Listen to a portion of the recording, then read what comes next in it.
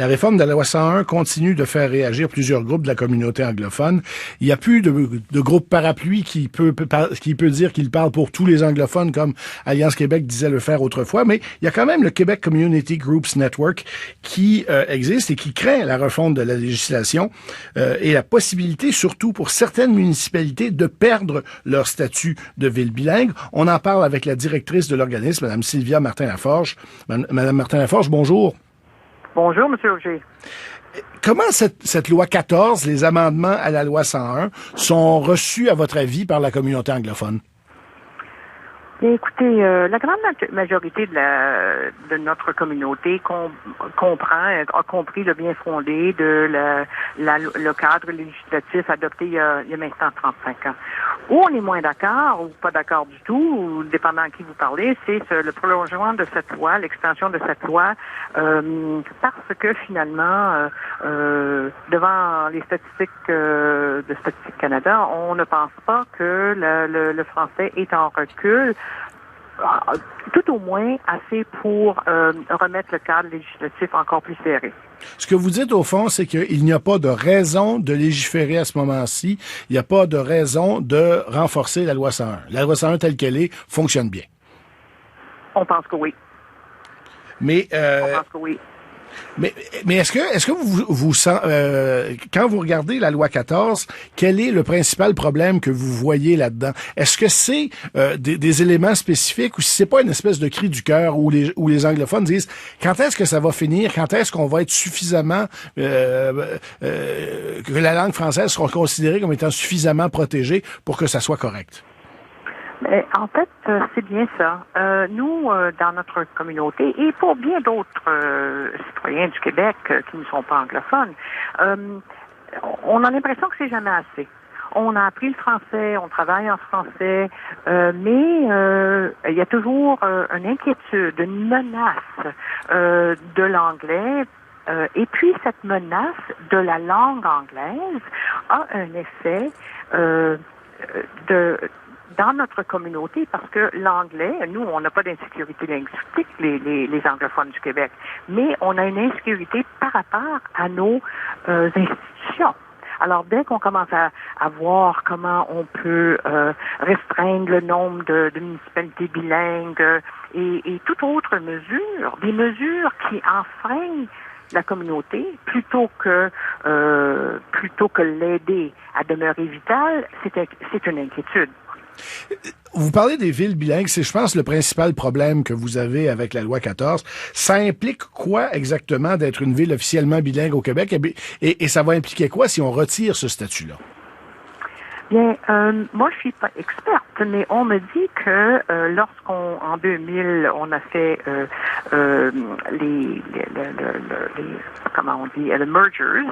Avant ça, la communauté d'expression anglaise, les villes bilingues étaient calculées d'après les individus qui parlaient anglais. Alors, ensuite, on a, en 2000, décidé que les individus qui parlaient la langue maternelle est ce qu'on comptait. Mais on comprend très bien que pour la communauté d'expression anglaise qui est ici depuis des centaines d'années, que notre diversité est importante. On a des Italiens, des Grecs, des Chinois, des gens des Caraïbes, pour qui la première langue n'est pas nécessairement l'anglais, mais qui demandent des services en anglais. Alors, c'est pas juste Montréal, en fait. On a vu un déclin dans les régions, des petites villes où il y a certainement les personnes âgées qui n'ont pas nécessairement appris le français comme les jeunes de maintenant, ont besoin d'avoir accès à des services en anglais de leur ville. Et puis, je pense qu'on voudrait que les gens restent dans leur village, dans leur ville, et ils viendront pas nécessairement à Montréal, où ils sont plus assurés d'avoir le service en anglais. Mais c'est important qu'à travers la province, qu'il y ait un accès aux services en anglais. Pour nous, c'est un capital social pour l'ensemble de la province. Pourtant, la loi 14 va beaucoup moins loin que ce que prévoyait le programme du Parti québécois. En particulier, par exemple, il n'y a pas l'obligation pour les immigrants de fréquenter le cégep francophone. Il y a toutes sortes de choses qui ont été abandonnées. Il y a beaucoup de gens au PQ qui disent c'est même pas assez. Vous dites c'est trop, ça va faire un drôle de débat à l'Assemblée nationale, ça. Eh bien, nous, on espère que la première ministre, Madame de Courcy, ministre de Courcy et Élysée, vont voir que la communauté a des craintes à long terme. Si il y a eu une décision stratégique à pas inclure les cégeps sous la loi 101, les gens disent c'était une décision stratégique. Alors, puis les gens disent c'est un bon pas, le projet de loi 14 est un bon pas. Nous, par rapport à l'avenir de nos jeunes, par rapport à l'avenir de nos communautés, on aimerait avoir une certaine assurance qu'à un moment donné, ça va finir.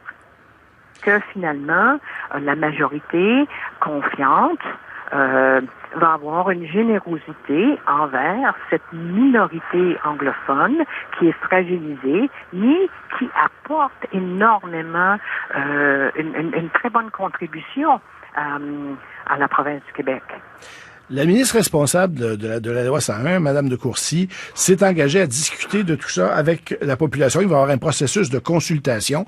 Est-ce que vous allez participer à ce processus-là? Mais surtout, qu'est-ce que vous allez demander dans ce processus-là? Eh bien, on a déjà dit qu'on allait se présenter. On est en train de voir quelles mesures ont un impact particulièrement négatif sur la communauté, sur les institutions, et puis on pourrait peut-être suggérer des mesures incitatives pour la communauté. On pourrait tout au moins, M. Auger, démontrer à Mme de Courcy que des mesures qui sont maintenant à l'étude dans le projet de loi ont un aspect très, très négatif par rapport à la communauté qui pourrait provoquer un exode des jeunes qu'on veut pas, ou qui pourrait provoquer aussi une communication au reste du Canada que au Québec, on n'est pas là pour une communauté comme les anglophones qui nous viennent de d'autres provinces. Sylvia Martin-Laforge, directrice générale du Québec Community Groups Network, je vous remercie beaucoup. Merci, au revoir. Au revoir.